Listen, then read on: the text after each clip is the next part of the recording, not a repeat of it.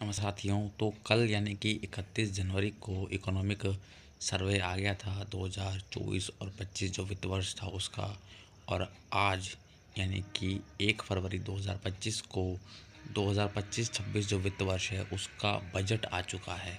अब इन दोनों में अंतर क्या है? इकोनॉमिक सर्वे तो बताता है कि जो लास्ट ईयर का जो एक फाइनेंशियल ईयर था उसमें क्या गवर्नमेंट की अचीवमेंट्स रही, क्या उस टाइम पे इकोनॉमी की एक जो है स्थिति रही, यानी कि कुल मिला के एक इस सिनेरियो होता है पूरा पिछले फाइनेंशियल ईयर का।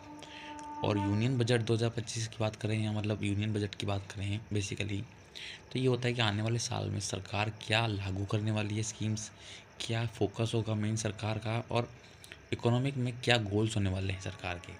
अब इस बार की बात करें अगर हम, तो सबसे पहले जीडीपी की जो ग्रोथ रेट है वो 6.3 to 6.8% के करीब रखने वाली है। सरकार ने ये एम किया है। हालांकि ये जो अनुमानित है उससे कम है, क्योंकि वैश्विक जो मांग है, जो वैश्विक बाज़ार हैं उनमें काफ़ी गिरावट आई, और भारत की भी जो मांग आपूर्ति है उसमें भी काफ़ी गिरावट आई, जिस वजह से जो मध्यम वर्ग था, मैं पहले कह रहा था कि मध्यम वर्ग की जो जेब है उस पर बोझ बढ़ा, तो उसमें से जो है लोगों ने खर्च कम किया, क्योंकि आमदनी इतनी नहीं थी तो खर्च नहीं किया, जिस वजह से कहीं ना कहीं मार्केट जो है डाउन रहा काफ़ी साल भर, और कहीं ना कहीं जीडीपी से ग्रोथ रेट जो है वो अफेक्ट हुई। तो जीडीपी ग्रोथ रेट कम होने की संभावना है, और महंगाई हालांकि थोड़ी घटी है। अब ये कैसे घटी आंकड़ों में, ये इसका तो सरकार ही जाने।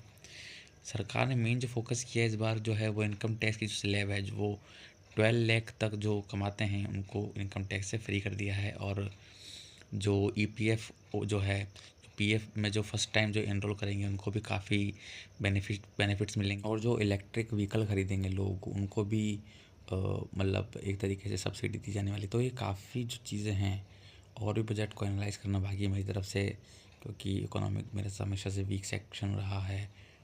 तो मैं एक बार वापस एनालाइज करूँगा इसका न्यूज़पेपर्स और वीडियोस के थ्रू, और गो थ्रू करूँगा एक बार बजट को और इकोनॉमिक सर्वे को, कि एक अच्छा तरीके से मुझे एक एनालिसिस का समझ में आए, एक सिनेरियो समझ में आए, और फिर मैं कह पाऊँगा कि ये बजट जो है वो सरकार की तरफ से कितना पॉजिटिव रहा एंड जनता के लिए।